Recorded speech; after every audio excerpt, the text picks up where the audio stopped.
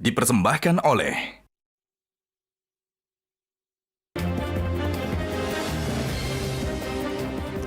Pemirsa, debat pertama calon presiden pemilu 2024 sudah terlaksana. Debat yang dinanti-nantikan masyarakat sebagai ajang pembuktian kredibilitas para calon presiden, khususnya di bidang penegakan hukum dan HAM, pemberantasan korupsi, dan penguatan demokrasi. Sudah ada pihak yang mengklaim unggul dalam debat pertama ini. Namun siapa yang sesungguhnya unggul dalam debat pertama? Apakah janji-janji para calon presiden ini bisa diimplementasikan secara konkret dan sejauh apa debat pertama akan mempengaruhi elektabilitas paslon? Inilah kontroversi selengkapnya skor debat pertama bersama saya Zilvia Iskandar.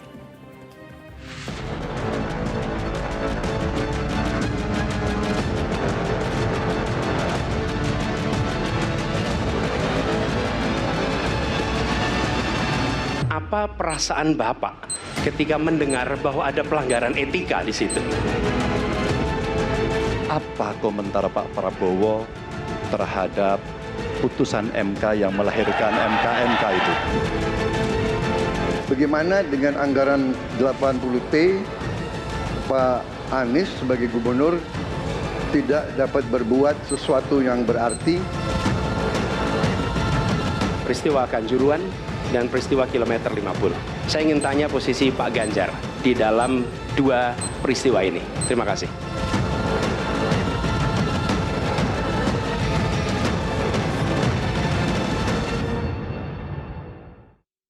Baik, pemirsa, untuk membahasnya sudah hadir 6 narasumber di studio Metro TV. Di sebelah kanan saya ada pakar hukum pidana Asep Iwan Iriawan. Selanjutnya ada pakar hukum tata negara Bivitri Susanti. Kemudian juga ada Direktur Eksekutif Parameter Politik Indonesia Adi Praitno. Di sebelah kiri saya sudah ada politikus PKS perwakilan dari kubu Paslon 01 Muhammad Iqbal.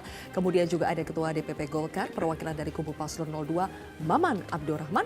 Dan politikus PD Perjuangan perwakilan dari kubu Paslon 03 Masinton Pasaribu. Selamat malam semuanya, terima kasih sudah hadir di kontroversi malam hari ini. Bang Masinton langsung ya jarinya ya. Oke, karena hari ini judulnya adalah skor debat pertama Bapak-Bapak dan Ibu. Kita akan memberikan skor, betul-betul memberikan skor. Sudah ada kertas dan spidol, boleh diangkat, boleh dipersiapkan. Oke. Nanti, dosen banget nih. Betul ya, dosen banget ini kan. Panelis dan juga kubu paslon kami juga persilakan untuk memberikan skor. Ada 4 indikator yang sudah kami siapkan untuk dinilai. Boleh dimunculkan teman-teman. Silakan nanti menilai untuk masing-masing capres, nanti akan saya aba-abakan. Dan ini adalah 4 indikator yang butuh dinilai. Ada ketepatan substansi, kemampuan komunikasi, kemampuan mengelola emosi, dan yang keempat adalah ketajaman bertanya dan kemampuan merespons pertanyaan. Jadi Bapak-Bapak dan juga Mbak Bibip, silakan untuk memberikan nilai untuk Capres 01 untuk indikator yang pertama, ketepatan substansi. Berikan penilaian untuk Anies untuk ketepatan substansi. Silakan. Tidak perlu berlama-lama, dari angka 5 sampai angka 10. Skor terendah adalah 5, skor tertinggi adalah 10. Ini kita menilai diri sendiri nih? Iya, menilai Anies ya. Anies dulu. Anies dulu. Berikan nilai pada Capres Anies untuk indikator ketepatan substansi. Yang sudah boleh diangkat? Substansi. Silakan langsung diangkat. Wah, sudah ada yang memberikan nilai 9. Pastilah ya. 9. Ayo, yang sudah langsung saja. 5 dari Kang Asep. 6 dari Bang Maman, 7 dari Masinton, 7, 8. Saya tanya dari yang terendah dulu. Kang Asep, kenapa 5 untuk Anies untuk ketepatan substansi? Saya kan berkali-kali saya katakan bahwa ketiga kontestan itu bukan bicara apa, siapa, perasaan, putusan. Tapi bagaimana, karena ini nilai itu pemimpin ke depannya, bukan bicara masa lalu. Nah, satu itu. Jadi, kenapa substansi salah? Anies lebih banyak bicara masa lalu? Iya kan nanya, kapan perasaan, MK dan sebagainya ya, terus apapun. Kan seharusnya bagaimana ke depan pemimpin akan mewujudkan yang lalu tidak berulah. Terus fatal juga kalau bicara hukumnya ya, ada sesuatu pasal-pasal undang-undang yang sudah diubah dan disebutkan lagi. Parah lagi tentang kaidah-kaidah prinsip-prinsip putusan. Itu juga salah menurut saya. Substansi loh ya. Oke. Dari hukum dan nanti saya akan rinci semuanya nanti, tiga-tiganya. Baik, kalau Mbak Bibip, kenapa memberikan nilai berapa tadi untuk Anies? 7. Bagaimana substansi yang dibawakan Anies untuk tema debat pertama? Substansi dalam beberapa hal sebenarnya saya agak surprise waktu misalnya Pak Anies itu bisa menyebutkan secara agak rinci soal kebebasan berpendapat, itu pasal-pasal mana saja yang bisa dikenakan. Biasanya orang langsung Undang-Undang ITE udah, tapi bahkan disebutkan sampai peraturan pidana tahun 1946 pasal segini-segini itu. Jadi itu plus poin. Itu buat saya plus poin. Artinya paling tidak timnya memang latihannya lumayan baik gitu. Oke, itu ya. Itu terus juga yang soal korupsi, Ya. cuma Pak Anies sebenarnya yang sempat bilang soal perbaikan supaya KPK balik lagi ke KPK yang lama. Oke, itu ya catatannya ya. Yang lain tadi kita juga sudah lihat nilai-nilainya, tidak bisa kita bahas satu persatu, tapi setidaknya pemirsa sudah melihat ya. Bahkan dari Bang Masinton juga bisa memberikan angka 7 untuk lawannya. Adi Pray nanti kita simpan untuk substansi yang lain. Mari sekarang silakan berikan penilaian untuk Capres 02, Prabowo 02. Subianto. Untuk indikator yang 02. sama, ketepatan substansi. Substansi. Capres 02 Prabowo Subianto untuk indikator ketepatan substansi. Berapa skornya? Mungkin kita lihat dulu dari kubunya sendiri. Silakan Kang Maman. Bang Maman, 90. Bang Masinton, 5. 6. 5 juga. 5. 7. Kita tanya dulu dari yang berikan nilai 5 di sini. Kenapa Bang Masinton memberikan nilai 5 untuk Pak Prabowo? Selain lawan politik ya? Iya. Saya lepas dari itu. Oh, lepaskan dari lawan politik. iya dong. Ini berusaha objektif. Iya dong. Oke, apa? Saya sampaikan Pak Anies setuju tuh. Gitu loh, ketika beliau menyampaikan bagaimana persoalan etika. Iya. Gitu loh, karena apapun bagi saya hukum itu bukan sekedar pasal-pasal teknis. Itu turunan dari etika tadi itu. Nah, itu maka saya apresiasi 7. Bukan Yang 5 karena kenapa? saya subjektif, tidak. Oke. Yang 5 nah, kenapa 5 nih? Aha.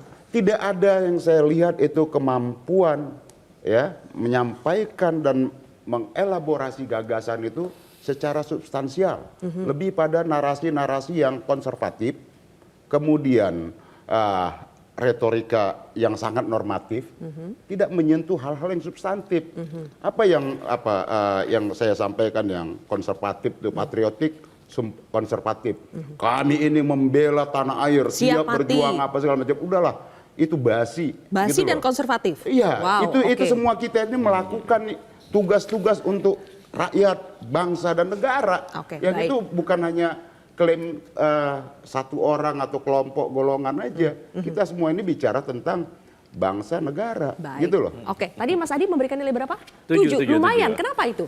Ya, saya kira kalau melihat kecenderungan secara umum, sejak awal memang Prabowo ini kan hampir dikeroyok ya oleh Anies dan Ganjar oleh pertanyaan-pertanyaan yang substantif. Itu harus diakui.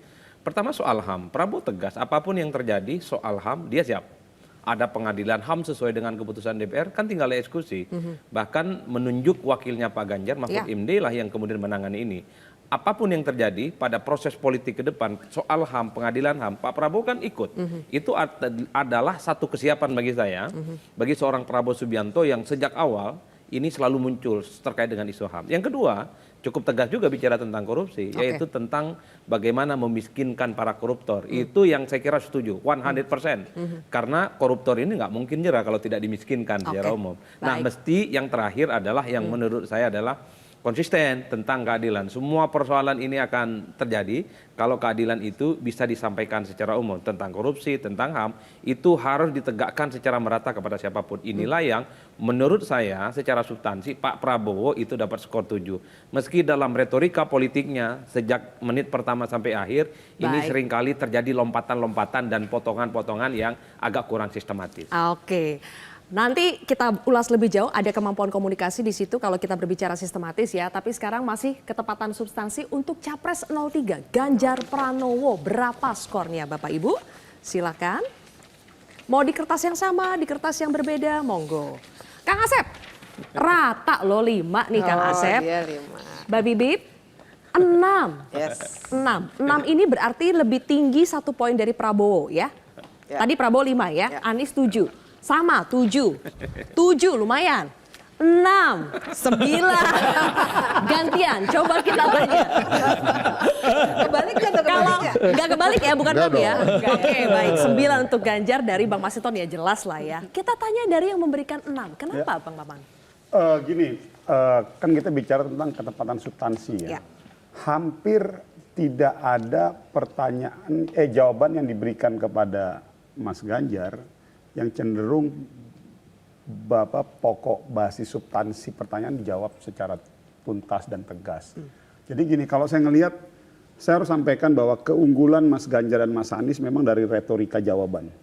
Tapi dari substansi inti jawaban nggak ada yang tegas.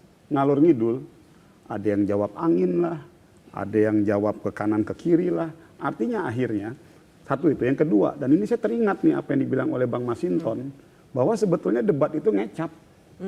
Jadi akhirnya saya secara tidak langsung, berarti Bang Masinton mengingatkan saya bahwa Mas Ganjar dengan Mas Anies sedang ngecap.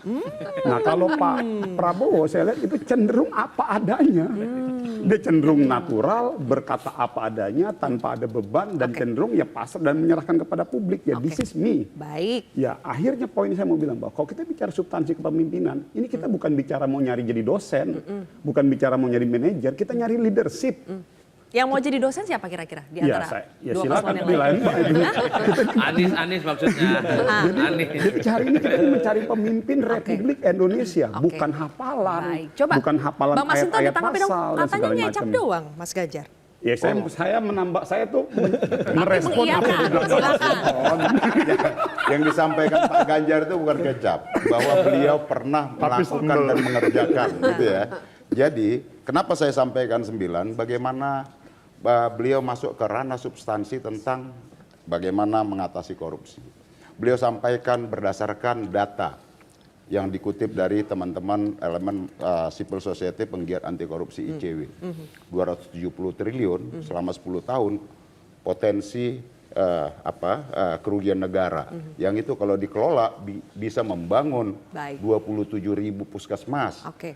Nah, kemudian bagaimana mengatasi tentang kesenjangan akses informasi, internet di desa-desa apa segala macam. Kemudian bagaimana tentang guru-guru di pedesaan yang harus ditingkatkan kesejahteraannya dan lain sebagainya yang langsung masuk menohok ke titik-titik substansi yang dibutuhkan oleh Jadi rakyat. menohok tentang ya, bukan pekerjaan apa mengecap segala ya? macam. Enggak, jauh dari kecap.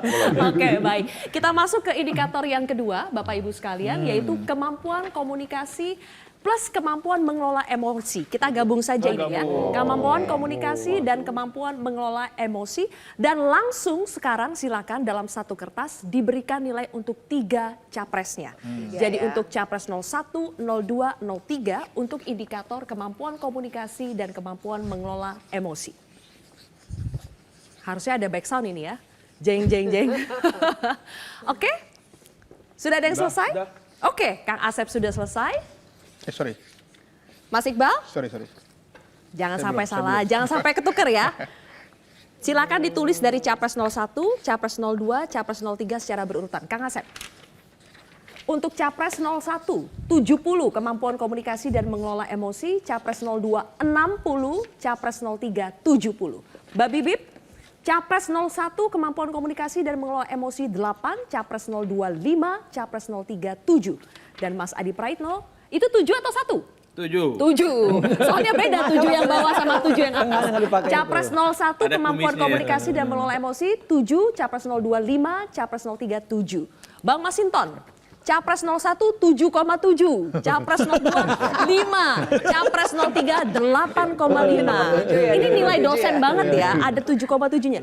Oke, capres versinya Bang Maman. Capres 01 kemampuan komunikasi dan mengelola emosi 60, capres 02 80, capres 03 60. Dan Bang Iqbal, capres 01 9,5, 02 6, 03 7. Kita lihat ya, ada kesamaan pattern di sini. Polanya untuk capres 02 sepertinya mendapatkan nilai paling rendah, betul? Coba diangkat lagi, kecuali Bang Maman ya. Betul ya? Betul ya Mbak Bibip? Mas Adi, capres 02 paling kecil ya? Bang Iqbal juga ya? Kenapa alasannya Bang Iqbal? Dijawab nanti, kita jeda terlebih dahulu.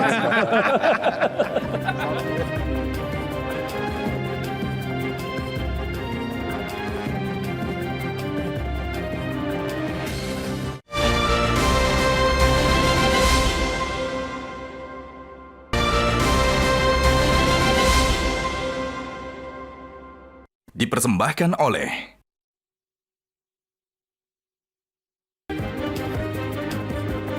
Pemirsa, tadi kami menanyakan skor untuk indikator kemampuan komunikasi dan mengelola emosi. Dan dari 6 narasumber, 5 narasumber kami memberikan nilai terendah itu kepada Capres 02. Kenapa Bang Iqbal? Ya, kebetulan Boleh ditunjukkan lagi nilainya? Nah, ini dia. 6. Kenapa? Kebetulan saya ini seorang psikolog, Mbak. Widih. Jadi saya melihat bahwa memang seharusnya Psikolog yang subjektif. kalau usia kematangan yang paling muda harusnya yang paling meledak. Tapi justru kita melihat yang paling tidak sabar kayaknya Pak Prabowo gitu. Jadi kami melihat bahwa kenapa sampai 9,5 saya kasih untuk Mas Anies komunikasi ya. Karena sampai ada tim ses paslon lain yang WA saya, Mas cakep banget, saya pengen pindah aja deh katanya. Karena kemampuan komunikasinya katanya. Kemampuan menjelaskan. Siapa yang mau pindah Dari itu? paslon mana Nanti nih? bisa dijaprin deh. Karena apa? Karena memang kemampuan Mas Anies adalah bagaimana dia membahasakan dengan bahasa yang mudah dipahami, tetapi juga tidak membuat dia tidak berwibawa. Dia tetap gagah dengan peci dan jasnya. Dia menunjukkan kelasnya sebagai seorang ilmuwan. Oke, Jadi baik. kami melihat bahwa tadi kalau 5 orang mengatakan paling tinggi, memang kemampuan komunikasi ini penting bagi seorang pemimpin. Apalagi di dunia global nanti ke depan memang pemimpin yang pandai berkomunikasi yang sangat diharapkan. Oke, Bang Maman punya mungkin versi berbeda. Nah, kalau Coba saya ini lihat memang di yang skornya. paling berbeda. Paling berbeda. Karena begini, Anies dan Ganjar sama 60, kemudian Pak Prabowo sendiri yang sebetulnya komunikasi kalau dan antara emosinya Mas tertinggi Anies 80. dengan Mas Ganjar, saya lebih melihat yang paling di bawah Mas Anies. Kenapa tuh? Jadi gini, saya mulai dari Pak Prabowo dulu. Bagi seorang Prabowo, pada saat di forum kemarin, dia ditembak kanan kiri. Artinya sebuah reaksi yang ditunjukkan sama Pak Prabowo sampai pada titik itu aja bagi saya itu sudah menunjukkan Prabowo mampu mengontrol emosinya. Cara Prabowo merespon atau menjawab itu memang karakter dan gaya Pak Prabowo yang memang cenderung berapi-api dan lain sebagainya. Tapi kalau dari semua itu justru kalau saya melihatnya ini terlihat justru yang paling reaktif pada saat ditembak itu Mas Anies. Contohnya? Karena pada saat Mas Anies ditanya dengan sebuah pertanyaan yang sangat itu pertanyaan 80T, anggaran 1 tahun tapi lo nggak bisa ngapa-ngapain, itu kayak jelek banget tuh di hatinya Mas Anies. Dia langsung respon reaktif nyerang balik dengan tadi menjawab, merespon sebuah jawaban yang langsung membawa masalah bisnis lah dan lain sebagainya. Itu menunjukkan ada sebuah respon emosional yang cukup reaktif dari Mas Anies. Baik. Yang kedua, yang ketiga kalau Mas Ganjar. Kalau Mas Ganjar, saya bilang kenapa masih di atas Mas Anies. Walaupun Mas Ganjar juga pada saat ada pertanyaan-pertanyaan yang tembakan terlihat sekali. Ini kan cuma masalah gestur tubuh cara merespon. Tapi sebetulnya secara emosional terlihat kok bahwa pada saat masing-masing ditembak itu cenderung kayak langsung defensif dan terlihat seperti itu. Baik, Jadi bagi saya ini penilaian saya dan menurut masalah. saya bagi saya Pak Prabowo sudah ditembak kiri kanan depan belakang kayak gitu dengan cara dia kayak begitu itu udah luar biasa. Udah luar biasa. Mbak Bibip setuju? Coba angkanya Kalau saya kembali. jauh berbeda. 857. 5 untuk Pak Prabowo. Kenapa Mbak Bibip? Kalau saya justru melihat gestur Pak Prabowo itu gestur yang sebenarnya menahan emosi. Ya misalnya kan yang Mas Anies gitu atau come on Pak Ganjar gitu. Come on, dan gitu ada yang beberapa bagian yang sebenarnya tidak dijawab dengan lugas. Misalnya waktu soal MK itu kan ya kita kan sama-sama tahu, tapi sebenarnya kan jawabannya tidak jelas ya. Gitu. Iya. Kalau saya orang yang nggak tiap hari melototin MK, saya nggak tahu sama-sama tahu apa gitu kan. Nah jadi buat saya itu menggambarkan bahwa ada ketidaksiapan sebenarnya untuk menjawab hal-hal seperti itu, yang seharusnya dari tadi makanya saya ngomong timnya gitu ya. Menurut saya kan ini memang benar sesuatu yang bisa, public speaking itu sesuatu yang bisa dilatih, sesuatu yang bisa dipersiapkan, dan saya merasa malah tidak siap dalam soal-soal seperti itu. Kang Asep biasanya memberikan nilai rata pada capres, tapi ini berbeda-beda nilainya. Dan 1 dengan 3 sama-sama 70, tapi 2 saja yang 60. Kenapa? Ya, pertama kalau komunikasi, emosi bukan bidang saya. Betul. Nanti saya bikin narasi kayak babu terasi kan. Nah sekarang komunikasi saya melarikan bagaimana mereka menyampaikan soal hukum, soal korupsi, soal putusan MK. Jadi betul ya, yang dua-duanya nyampaikan. Maka tidak di atas 70 karena salah terminologi, salah istilah, kelihatan baca undang-undang. Ya, tiga-tiganya. Misalkan korupsi, semua kan mau dibabat lah, mau disikat lah, mau misalkan kambangan, dimiskinkan. Mereka nggak hafal ada hukum positif, ada roadmap, ada standar korupsi, unkek, dan semuanya itu apa harus dilakukan, kan gampang sebenarnya. Itu nggak keluar. Oke. Yang parah lagi, ada istilah-istilah yang salah. Oke. Tadi Mbak Bibip udah nyebut.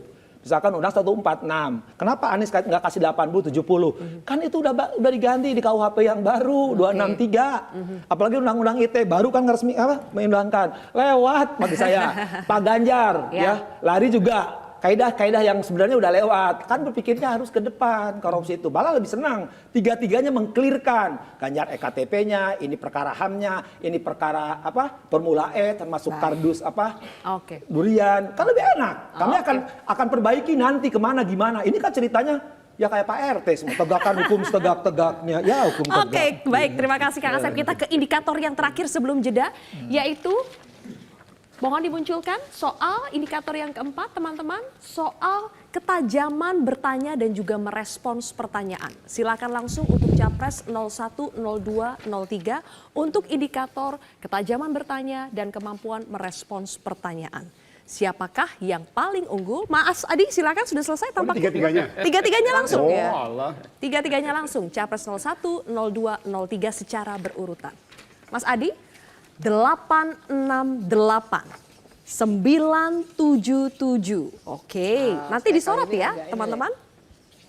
Mbak Bibip 656. Ini berurutan ya, Capres 01, 02, 03. Rata 60 dari Kang Asep. Bang Maman 60, 95 untuk Prabowo, 65 untuk Ganjar. Bang Masinton 70 untuk Anies, 60 untuk Prabowo, dan tertinggi adalah untuk Mas Ganjar. Mas Adi, coba nilainya. Kalau mereka masih oke. Kenapa nilainya begitu, Mas Adi? 868. Ya kalau kita mau jujur sebenarnya sejak awal Anies itu konsisten ya. Mulai statement pembuka sampai closing statement sangat agresif menyerang kubu Prabowo Subianto. Yang kedua kalau kita cek ada sekitar 2 pertanyaan yang menurut saya cukup krusial yang dialamatkan kepada Pak Prabowo.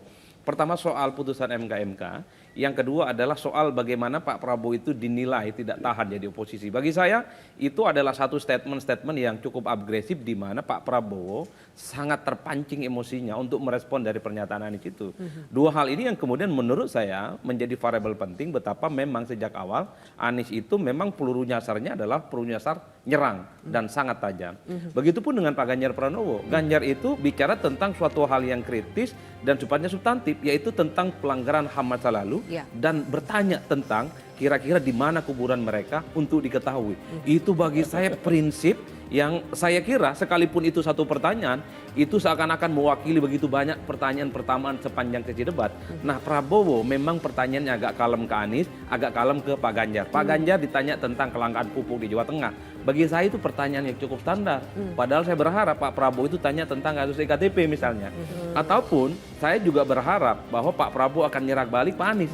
Bicara tentang soal bagaimana kelanjutan Formula E dan kasusnya Pak Muhaimin Iskandar soal kardus durian yang disinggung oleh Kang Asep. Nah tapi rasa-rasanya Pak Prabowo ini menikmati posisinya dalam zona nyaman sehingga tidak agresif menyerang 2 kontestan Bang lainnya. Maman pasti punya jawabannya, tapi kita harus jeda terlebih dahulu. Bapak-bapak dan juga Mbak Bibip, kontroversi akan kembali sesaat lagi.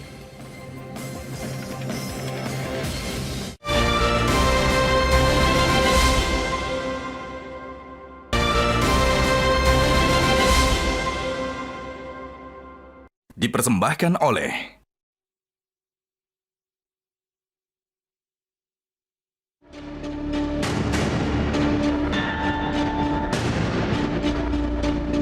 Saya sudah menjawab berkali-kali, ada rekam digitalnya. Tiap 5 tahun kalau polling saya naik, ditanya lagi soal itu. Tapi untuk Pak Prabowo saya harus mengingatkan Pak, mungkin Bapak sedikit agak lupa untuk saya bisa mengingatkan karena Bapak pernah menjadi ketua HKTI. Pak, data petani kita tidak pernah beres. Siapapun yang kritis dianggap oposisi, siapapun yang pro dianggap pro pemerintah. Sampaikan Pak Prabowo tidak tahan untuk menjadi oposisi. Bahwa tidak berada dalam kekuasaan membuat tidak bisa berbisnis, tidak bisa berusaha. Kita ini bukan anak kecil, Mas Anies. Ya. Anda juga paham ya. Sudahlah ya. Sekarang begini, intinya rakyat yang putuskan. Inilah bedanya yang berbicara pakai data, yang berbicara pakai fiksi. Oke?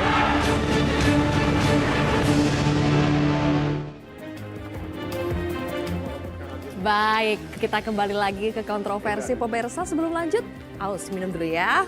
Minum le mineral. Baik, kalau tadi dari masing-masing narasumber sudah memberikan skor, ternyata juga ada sebuah lembaga yang juga melakukan atau merangkum bagaimana respons netizen di sosial media terkait dengan debat perdana kemarin. Coba kita tampilkan data dari Cakra Data, bagaimana sentimen dari warganet terhadap hasil debat kemarin.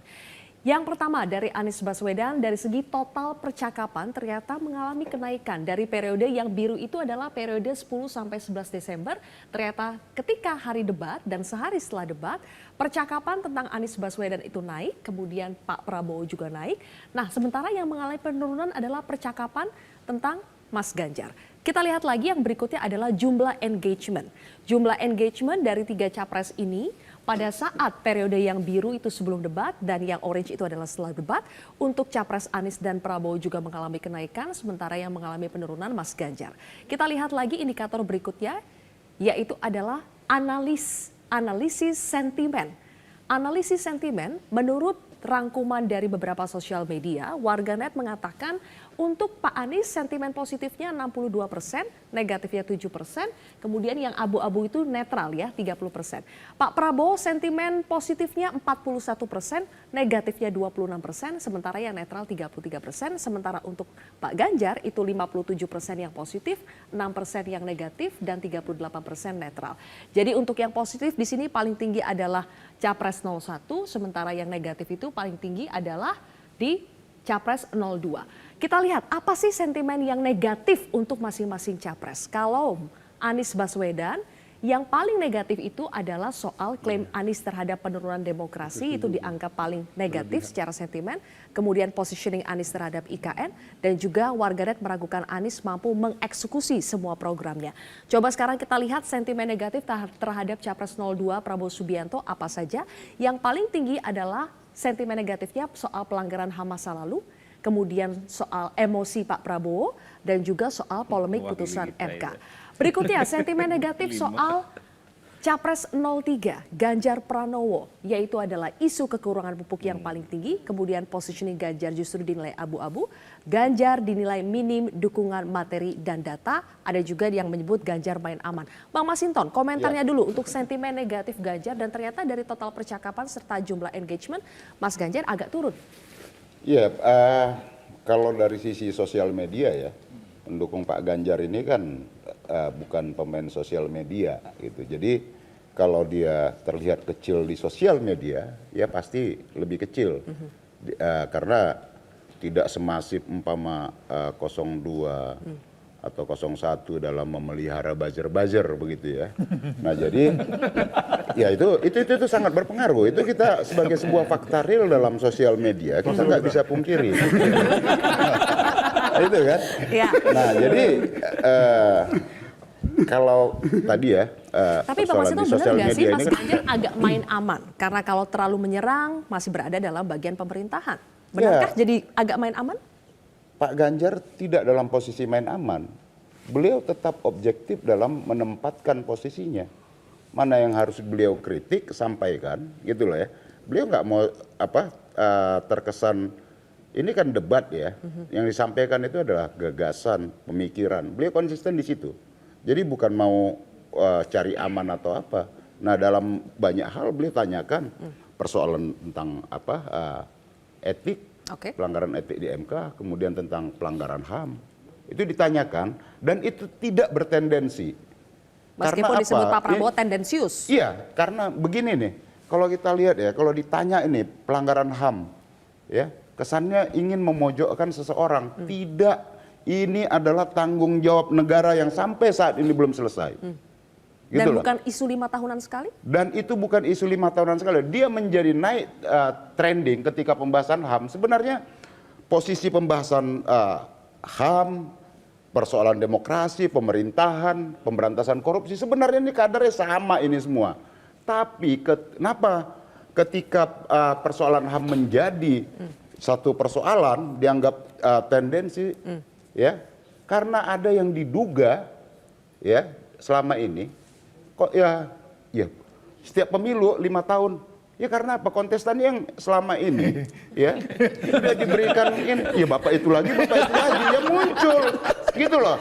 Kalau itu nggak muncul, saya rasa kalau kontestannya bukan yang bapak itu lagi, persoalan pembahasan HAM tidak akan sesensitif ini gitu loh. Tidak dianggap tendensius gitu loh, karena ada yang diduga di situ ya, ada terlibat dalam persoalan kejahatan penghilangan paksa ya di masa lalu, maka ya bapak ini lagi, ya maka dia menjadi isu. Tapi ada respons dari Pak Prabowo. Pak Prabowo merespons Ganjar dengan bilang, tanyakan dong ke cawapres Anda, ada Menko Polhukam Mahfud MD di situ. Nah, iya. Kang Asep bentar ya. Enggak? Kang Asep, apakah ini tanggung jawab Menko Mahfud untuk menyelesaikan persoalan karena mereka nggak paham. Semua ngomong HAM, mereka nggak belajar. Ada undang pengadilan HAM, ya ada undang-undang HAM.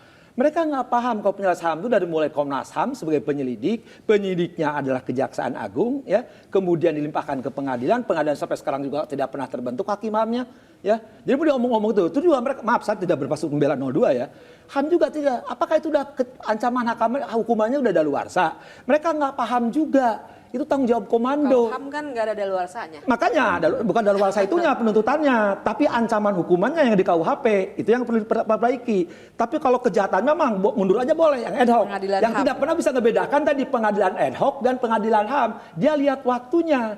Nah itu retroaktifnya nggak berlaku untuk ad hoc. Nah itu yang tidak pernah dipersoalkan. Tapi sampai sekarang ngomong HAM lagi, kembali bapak itu lagi. Harusnya Pak Maman, orang hukumnya jelaskan biar terang semua. Jadi jangan dibawa opini-opini yang menyesatkan, yang tidak kembali ke ajas legalitas. Clear sama itu kan. Tapi sekarang penyelesaiannya. Jadi Bapak Mahfud, saya tidak maksud menyerang 03 ya.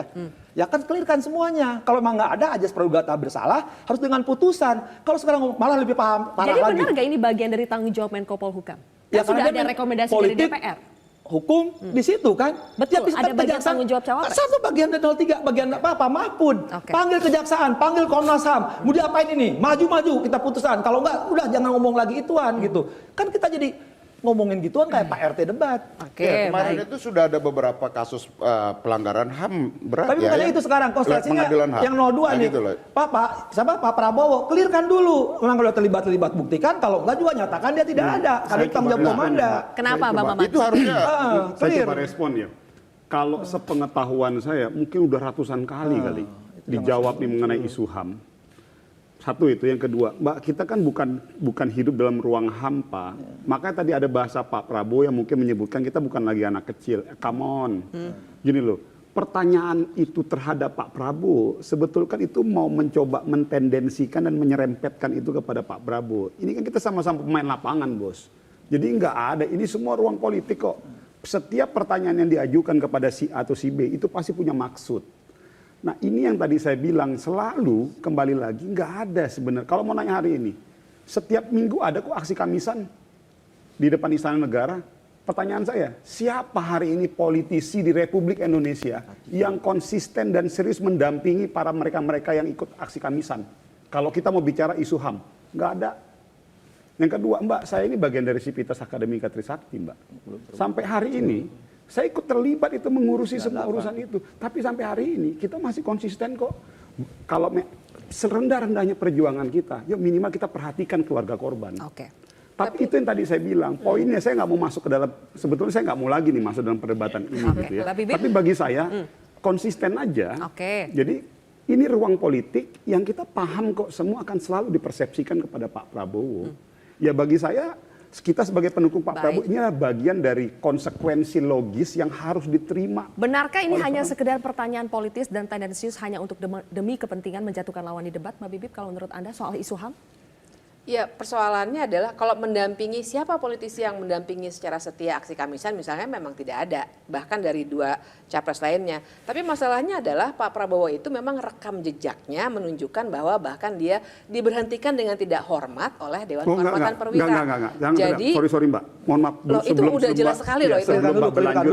Sebelum Mbak berlanjut, biar nggak terjadi mispersepsi, pemberhentiannya tidak secara tidak hormat. Tapi diberhentikan ya? Diberhentikan dengan hormat. Staf presiden. Oke, Itu dulu baik. ya. Jadi enggak, saya cuma mau meluruskan itu aja. Tapi kan intinya kan Itu aja. artinya ada rekam Iya, iya. jejak yang juga memang harus diangkat dalam sebuah acara debat seperti itu. Karena kita bicara debat itu kan tidak hanya mempersoalkan, maksudnya untuk melihat calon presiden baik yang mana, bukan hanya programnya. Baik. Yang tidak bisa dibohongi adalah rekam jejak. Jadi bahwa itu perlu diangkat oleh para capres yang lain, Baik. itu menurut saya suatu langkah yang bagus untuk para pemilih untuk melihat siapa yang rekam jejaknya dalam konteks hak asasi manusia itu lebih bisa dipertanggungjawabkan. Baik, oke, kita pindah isu ya. Kita Dan pindah isu. kalau saya tambah lagi ya, justru hari ini kita tertantang loh pada saat Pak Prabowo jadi presiden, Jadi akan kita sebenarnya buktikan kayak isu bahwa HAM memang itu proses ya. penegakan HAM itu Bahkan akan nggak terjadi. masuk visi misi loh, Iya. penegakan HAM berat. Nah, saya tunjukkan nih Mbak. Penegakan HAM berat. Nah ini yang tadi saya bilang, please do not talk before baca. Jadi jangan dulu bicara sebelum baca. Visi misi penegakan HAM itu masuk dalam poin nomor 1. Dalam 8. Penyelesaian pelanggaran HAM berat masa Penuntasan. lalu. Penegakan. Saya udah baca soalnya dan udah Mbak, diskusi hari Sabtu yang lalu. susah dong kalau kita mau masukkan, kita bicara in general. Nah itu In maksud saya general, pelanggaran penegakan HAM itu sudah mencakup. itu beda soalnya. Mbak, sama Kalau kayak penegakan HAM misalnya- saya juga Tapi bisa kalau bilang saya- Nih, penegakan misalnya, HAM. oke ya, saya bilang Mbak secara fisik seperti ini. Tapi kalau kita mau detailkan bisa lebih jauh lagi. Masalahnya Tapi yang dua in bisa general, sedetail itu. sebenarnya- In general, Nggak. in Oke. general komitmen Pertanyaan Bapak asal Oke, Prabowo itu terhadap Bang Iqbal dulu baru ke Bang Masinton. Bang Iqbal. Prioritas nomor 1. Kalau saya memang yuk santai aja. Kalau memang nggak melakukan, nggak bersalah, santai aja. Ngapain harus defend, ngapain harus mempertanyakan orang nanya itu. Karena memang faktanya memang rekam jejak itu ada. Makanya saya tuh, mohon maaf ya, kemarin di saya lihat 02 terlalu naif lah bicara patriot, siap mati, nggak perlu jabatan. Tapi tiap tahun maju, tiap periode gitu loh. Tapi nggak konsisten menurut saya gitu loh. Semua orang kita di bangsa Indonesia ini siap mati untuk negeri ini kok, bukan hanya satu orang. Dan nggak ada Prabowo, negeri ini baik-baik aja kok, nggak ada perpecahan. Warga bangsa kita ini sudah dewasa. Mana pilkada yang sampai bunuh-bunuhan? Nggak Sudah ada. dewasa cuma sayang, kerjanya malah nyinyir sama Mana sindiran. Pilpres, mana pilpres yang Dewasa sebenarnya nyindir. pilpres yang membuat orang bentrok? Nggak ada. Kalau saya nggak pindah nanti terjadi kerusuhan. Nggak ada itu. Bang Masinton. Iya, persoalan kayak pertanyaan HAM itu. Ketika ditanyakan ke Pak Anies umpamanya, pasti direspon biasa aja. Ditanyakan ke Pak Ganjar, biasa aja. Tapi ketika ke Bapak itu langsung, wah ini tendensius. Ya itu tadi, karena terkait tentang rekam jejak. Kita nggak bisa mengaburkan itu. Nah maka saya juga menyampaikan ke kawan-kawan aktivis, ya, ya lu bolehlah berposisi politik mendukung siapa. Mau hantu belau sekalipun lu dukung boleh. Tetapi ada fakta sejarah ya yang lu tidak boleh kaburkan itu. Gitu loh. Sebagai sebuah fakta. Masalah dukungan terserah, itu politik yes oke. Gitu loh. Tetapi nah kemudian juga dalam penyampaian kemarin itu saya lihat ya udahlah Mas Anies, Pak Anies, kita kan udah tahu sama tahu. Itu nggak boleh dalam debat. Karena debat ini adalah di hadapan rakyat, bukan di hadapan para kontestan. Itu maka disiarkan publik. Ini Kan contoh kita ya. udah sama-sama tahu, iya. Rakyat perlu tahu gitu loh, apa yang lu tahu. Kan kira-kira Apa gitu. maksudnya tahu sama Apakah tahu? itu menjadi Iya. masalah, Mas Adi? Bagi saya begini sebenarnya Sylvia, debat itu sebenarnya adalah untuk mengulik apa yang sebenarnya menjadi cacat bawaan dari setiap capres. Jadi kalau Pak Prabowo itu selalu dikaitkan dengan HAM masa lalu, mestinya itu dijawab secara komprehensif ya. Tanpa ada denial-denial yang berlebihan. Kan itu yang sebenarnya butuh jawaban-jawaban yang substantif dan tuntas sebenarnya dari publik. Termasuk misalnya Anies. Anies kan disebut satu nih sebagai gubernur kata-kata. Anggaplah yang 80 triliun itu tidak inline dengan polusi yang tidak bisa dikendalikan. Bahkan polisi dikaitkan dengan KTP misalnya. KTP, Itu kan angin. adalah cacat-cacat bawaan kan yang mestinya juga harus clear. Termasuk soal apa betul Anies ada kaitannya dengan Formula E. Bagi saya dalam debat itu nggak muncul karena Pak Prabowo nggak nyerang. Ataupun misalnya tidak ada yang bertanya tentang Ganjar Pranowo, tentang EKTP ataupun kasus Wadas yang selalu itu dialamatkan kepada Ganjar Pranowo. Atau ditanya apa betul masih nonton film yang kayak gituan gitu loh, yang XF. Itu kan menarik bagi saya karena apa? Karena saya khawatir kalau debatnya formatnya semacam ini, hal-hal yang sifatnya menjadi cacat bawaan dari setiap capres ini nggak tuntas, Normatif saling ya? nutup-nutupi, normatif dan semuanya yang ramai berdiskusi adalah tim sukses, jubir, pasca debat. Kan itu yang ramai. Dan itu tidak terjadi pada Pak Prabowo, tak terjadi pada Anies dan Pak Ganjar. Saya berharap debat kedua, ketiga, keempat, dan kelima yang hadir adalah para calon, kemudian ada host dan moderator dan media. Nggak perlu tuh tepuk tangan ada supporter. Biar kelihatan. Oh, saya nggak sampai di situ. Maksud saya apa? Ini biar kelihatan jagoannya siapa. Nggak, maksud saya biar kelihatan jagoannya. Kan ditanya, betul nggak di Jawa Tengah itu soal kasus Wadas Pak Ganjar? Kan enak dijawabnya. Pak Prabowo juga ditanya, bagaimana Pak? Apa masih ada kuburannya itu? Kan bagi saya itu sampai clear dan tuntas. Sehingga publik itu melihat dengan secara seksama pertunjukan yang klimaks. Termasuk Anies sampai sekarang, sorry itu saya harus diakui, ini nih gubernur karena ayat dan mayat itu kan luka politik yang nggak hilang dan akan selalu muncul. Kalau Anies maju lagi di event apapun ditanya lagi, Ganjar maju lagi di event apapun, ini dan itu wajar aja, dan itu jadi wajar. Santai Maksud aja. saya adalah ini nggak tuntas, ini nggak tuntas. Bagi saya debat itu adalah untuk mengakhiri semua cacat bawaan ini. Mudah-mudahan ini bisa menjadi catatan untuk debat berikutnya. Selanjutnya di segmen terakhir kita akan bahas soal jelang debat Cawapres. Sesaat lagi pemirsa tetap di Kontroversi.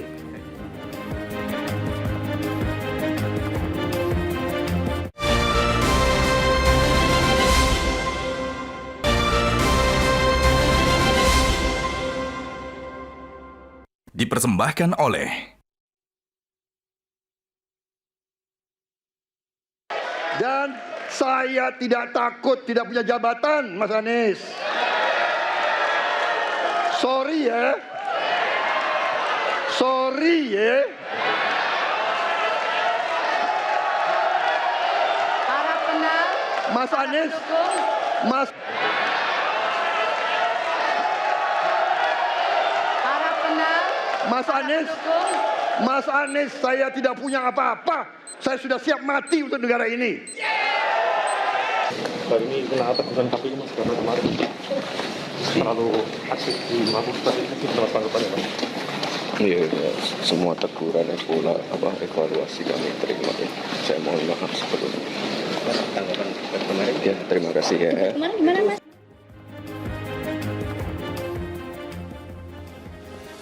Bang Maman, ada apa dengan Gibran tadi? Terpancing emosinya atau terlalu bersemangat? Loh, asik. Loh, ini yang asik. Loh, justru perdebatannya terlihat bahwa kubu 02 natural dan alami. Satu. Yang kedua, itu menunjukkan bahwa memang ya Gibran anak muda. Ya namanya respon anak muda ya kita nggak bisa paksakan dia harus seperti orang tua. Yang lain nggak natural dan nggak alami. Iya, yang lain ini kan, mohon maaf ya, ini kan ngecap semua nih yang lain. Cenderung fake. Yang kedua nih, saya mau bilang gini, ada yang mengatakan begini, tadi mengatakan bahwa seolah-olah Prabowo, justru yang mendramatisir ini, siapa? Mas Anies, mengatakan bahwa indeks demokrasi kita turun. Teman-teman di seberang sana selalu mengatakan bahwa ada penahanan terhadap praktek pembicara kita seolah-olah ditahan. Kebebasan berpendapat. Bos, Pak Prabowo sampein dengan jadi begini, tugas. anak muda Kalau sih, misalnya Mas Anies Mas Anies tuh terpilih melalui proses demokrasi loh.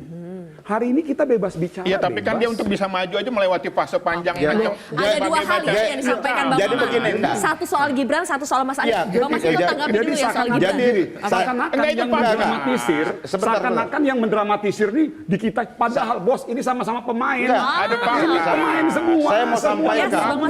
Saya mau sampaikan ya bahwa katakan itu sebagai sebuah ekspresi anak muda.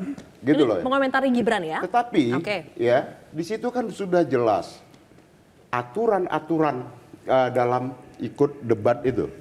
Baik itu terhadap orang yang datang, baik terhadap pasangan, gitu loh. Itu sesungguhnya ya menampakkan semangat yang tidak beretika. Itu loh. Nggak matang. Iya. Dan itu menampakkan ketidakmatangan tadi, kemudian ketidakadaan etika karena sudah diberitahu rambu-rambunya itu ditabrak. Bang Mas Hinton, jangan tadi sudah menyampaikan permohonan maaf tadi. Loh iya, makanya bahwa ini masalahnya paslon bos, ini paslon. Bos, ini karena tapi bagi saya kita itu menunjukkan sesuatu yang natural dan alami dan kita doesn't matter. Bang Mas Hinton natural. Iya memang natural, tidak beretika itu natural dia. Selama yang dilakukan itu bukan sesuatu yang fundamental. Kalau saya tuh udah kelihatan dari tiga ini, dua matang, yang satu nggak matang. utang, udah itu aja. Selama Tadi yang soal Anies. dilakukan itu tidak fundamental. Ya, gimana? Itu yang kedua, daripada kita harus membangun dramatisasi di tengah-tengah republik Anies ini. drama, kata Bang Maman. Seakan-akan bahwa hari ini ada pengangkangan dan ini harus dipahami. pembelengguan terhadap praktek Mas demokrasi Anies negara merasakan kita. betul Faktanya untuk tidak ada. untuk maju Mas sebagai Iqbal calon- boleh ngomong, Tunggu, saya dulu, Bang Masinton sabar, boleh sabar. bicara, Mas Adi Prayitno Tapi- boleh bicara, saya bebas bicara. 8 Januari, Tidak ada Setia tuh. dan Haris akan divonis. Nih, Mbak, Undang-undang Zuhur Hidayat. beda. Perdata. Jangan samakan kebebasan bicara dengan sebebas-bebasnya. Gini, Kalau sekarang giliran Anda saya. bicara berdasarkan Sekarang giliran data, saya. misalnya saya, Sekarang giliran saya. saya mau bilang, Saya mau nanya fakta nih. saya Masa bilang, kritik dihukum? misal, oke ya, Nggak sorry, itu saya mau namanya sampaikan cacat dulu. demokrasi. Misalnya saya bilang bahwa sesuatu terhadap Anda, sorry ya, mohon maaf, ini hanya contoh. Saya menyampaikan Anda mencuri. Mbak Bivitri, Anda mencuri di tengah Nah, mereka di tengah itu media mengkritik seperti ini. kekuasaan, No, it's bukan okay. mengkritik person. Tolong jawab Nggak, dulu. sekarang Mengkritik gini, kekuasaannya sekarang luhut. saya- Misalnya saya bilang sama Mbak Bivitri, Anda mencuri. Mungkin saya akan gugat Anda, tapi Boleh. saya tidak akan memenjarakan Nah, Anda. Itu artinya bedanya. proses Pidana hukum- dengan perdata. Proses hukum terhadap Dan statement ini adalah orang kritik pada yang cenderung kekuasaan. benar. Ini fakta. Bukan Ini- personal. ini kan tanda. Enggak, ini Tanda basic api. soalnya Mbak. Ya. Contoh kasus. Pemahamannya basic Jadi banget. kebebasan Bung Maman, saya kasih tahu Anda. Ini saya kasih tahu. Siapapun boleh bicara. Ini kasus. Saya ketika sekolah di Lemhanas, ada seorang menteri mengatakan, saya udah suruh polisi penjarakan tuh guru yang demo. Jadi tersangka langsung.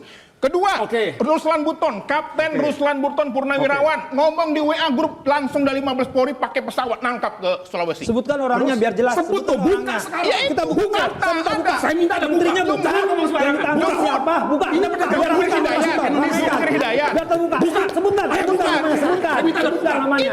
Sebutkan. Boleh. Sebutkan. Ini saya Nggak bisa. bilang, Nggak bisa. ini Baik, baik. antara Satu-satu, kebebasan satu-satu, berdemo. satu-satu. Bagi saya Mas Anies, fundamental, Mbak. ini saya tahu nih, Mas Bagi saya Anies ketika fundamental. nyalon. Sebutkan. Bedakan kebebasan berekspresi sebagai bentuk kebebasan demokrasi dengan Yang sesuatu dikritik yang itu melanggar kekuasaan. hukum. Menurut saya, Bukan Mbak saya Sinton. Sebentar ya. Anda. misalnya Jadi ini ini berbuat ya, dengan masyarakat melakukan sipil. tuduhan terhadap si A. Si A-nya merasa tidak berkenan. Boleh dong melakukan nggak tahu gugatan nih, apa hukum. di kosong Perdata, Anda tadi silakan. mengatakan bahwa Mas Iqbal. Ini sama Boleh Mas dengan- Iqbal kayak gitu. Buka sekarang. Satu-satu yuk, nggak kedengeran nih. Iya Mama Sinton, biar ayo. fair. Iya, ini- Jadi jangan Gue kita sama Anda gantian dong, mendramatisasi. gantian dong, santai Iya. dong, Saya gantian. fair ya, Gantian 8 dulu. Januari akan ada Oke. putusan terhadap Buka. Setia dan Haris. Ini perspektif ya, sama seperti penghilangan tadi. Ya, ketika di debat itu. Yang di mana 02 menyampaikan di Jakarta juga banyak orang hilang. Kan itu keliru banget. Penghilangan paksa yang dilakukan oleh negara dengan penghilangan orang dengan kasus kriminal biasa. Ah, betul, gitu. Mas Sinton harus Iya, dikelirkan itu. terminologi hukum. Iya. Kejahatan HAM tidak selalu Diproses penghilangan secara paksa. hukum. Itu harus dikelirkan Jadi karena banyak iya. opini publik menyesatkan. itu dia. Diproses Harusnya buka. secara hukum dilakukan prosedur hukum. Tapi Oh jangan iya. mengatakan bahwa Kasus HAM ada dengan pembelengguan terhadap kriminal praktek biasa demokrasi tadi. di negara kita. Baik. Tolong Oke. bedakan. Datanya banyak Iya, soalnya. silakan Mbak, Amnesty International, diproses. SafeNet. Nah, seperti tadi Mas Iqbal bilang, Diproses ada kayak semua. begitu. Jangan setengah-setengah. Buka sekarang, Ini di buka. media disaksikan oleh Iya, saya Saya ngomong sebutkan karena menterinya, saya minta sebutkan. Buka Saya minta sekarang. menterinya sebutkan. Saya buka. bukan. Saya berani menuntut menteri itu. Buka menteri itu. Pada Gak banyak menteri yang terlibat sekarang. Buka menteri itu. Saya minta baik. menteri buka itu. Nggak boleh. Siapa menterinya? Menarik. Yuk, Jadi- Menarik. Kita Tegas kembali. buka tuh menteri. Ini, contoh Menteri ya, harus dibuka ini dong. contoh Menterinya. kasus ya. Itu Kita dari ngomong mana, kebebasan Sof? berpendapat. Ini ngomong dari Kami mana, semua Sof? menghargai pendapat Sama dari aja loh. masing-masing narasumber di sini ya, tapi Dan ini dilalahnya yang saya sampaikan tadi. baik. Tapi ini bukan forum untuk mengadili. Jangan Baik, dituntut. Bapak Ibu. Lakukan proses hukum. Ya, Ini adalah forum saya akan untuk tuntut mengemukakan menterinya. pendapat, Proses. tapi bukan forum Banyak untuk kasusnya. mengadili ya. Loh. Tinggal 3 menit lagi, ya. Ayo kita masuk ke Poinnya yang dengan berikutnya. segala kerendahan saya harus sampaikan. Ya. Jangan samakan proses penegakan hukum dengan pembelengguan terhadap demokrasi kita. Ini yang saya mau sampaikan. Itu versi Jadi, Bang Maman. saya mau Tidak pisahkan apa-apa, itu. tidak apa-apa. Jadi kalau Oke. tadi ada kekhawatiran disampaikan oleh Mas Iqbal terhadap praktek-praktek kekuasaan seperti itu, gugat, laporkan. Nah, ini kita bukan. Ini contoh Mas Anies sebelum maju sebagai calon presiden diperiksa berapa kali, bahkan orang bukan laporkan. Jadi Cak begini, Imin Bos. udah mau maju, diperiksa cuma beberapa jam. Iya, yang nggak boleh itu kekuasaan menggunakan instrumen hukum untuk Ya. memberangus Contoh misalnya, Baik. apakah orang yang kita harus berbeda dengan menyimpulkan bahwa kekuasaan ada praktek itu institusi substansi BIN apa? misalnya ya? Itu nggak Mohon maaf boleh. nih, saya luruskan biar kita fair melihatnya. Misalnya institusi BIN, Oke. ada praktek oknum-oknum aparatur BIN. mendukung salah satu kandidat. Apa kita langsung mengeneralisir, menyimpulkan bahwa itu adalah praktek institusi? Enggak, itu oknum. Jadi jangan samakan. Oke, baik. Kita berikan Gitu loh. terakhir Kan ke Mbak Bibip dan harus juga fair Mas dong Adi. melihatnya. Closing statement dari Mbak Bibip dan kemudian Mas Adi. Ya, kalau dari saya sih balik ke debat ya. Kalau buat saya debat kemarin itu memang kita jangan terlalu banyak berharap bahwa semua persoalan akan diberikan janji-janji solutifnya. Yang harus kita lihat memang kemampuan untuk berkomunikasi publik dan juga emotional intelligence dari masing-masing capres. Nah, jadi yang kemarin itu sudah banyak terungkap, cuma memang belum banyak bisa diungkapkan karena belum saling menyerang secara maksimal. Saya kira itu saling menyerang itu bagus ya, kan menyerangnya juga menyerang gagasan. Jadi supaya publik itu terbiasa melihat bahwa kita berdebat ini biasa. Dalam politik memang harus seperti itu. Baik, terakhir Mas Yang Adi ini gue Pray. sama dengan beliau. Ya, sama. Saya Mas Adi kira Pray. dua hal ya. Debat cawapres banyak dinantikan, tapi betulkah debat cawapres ini akan lebih seru dari debat capres dan apakah ini bisa memberikan efek pada elektoral? Secara teori mestinya lebih seru ya, karena yang paling banyak ditunggu oleh publik adalah perdebatan antara Profesor Dr. Mahfud MD, Gus Muhaimin Iskandar dengan Mas Gibran Rakabuming Raka, yang orang melihatnya ini tidak apple to apple. Harus diakui Bung Maman, Mas Gibran ini kan dianggap underdogs karena jarang sekali tampil di depan publik. Tapi saya selalu memberikan satu referensi, dulu Kiai Ma'ruf Amin waktu debat cawapres selalu dianggap dia tidak head to head, bahkan levelnya di bawah Sandiaga Uno. Tapi ketika perform, justru Kiai Ma'ruf Amin itu tampil dengan cukup meyakinkan. Skor saat itu mungkin memberikan skor jauh lebih tinggi kepada Kiai Ma'ruf Amin.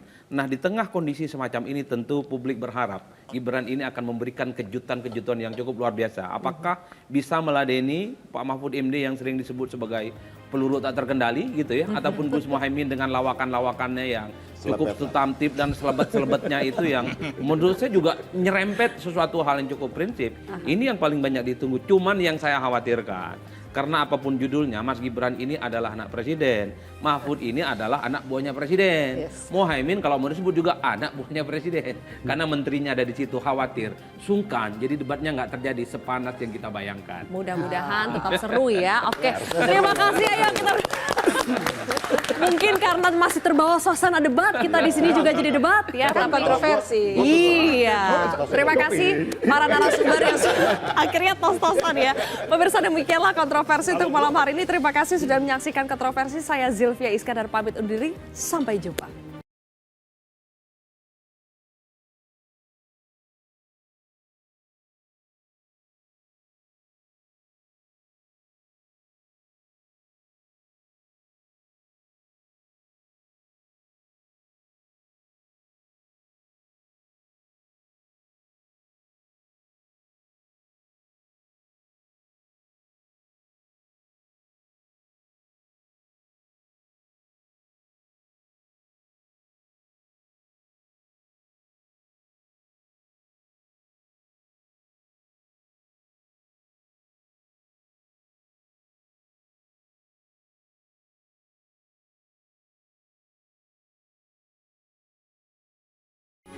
Metro TV. Jelajahi cara baru mendapatkan informasi. Download Metro TV Extend sekarang.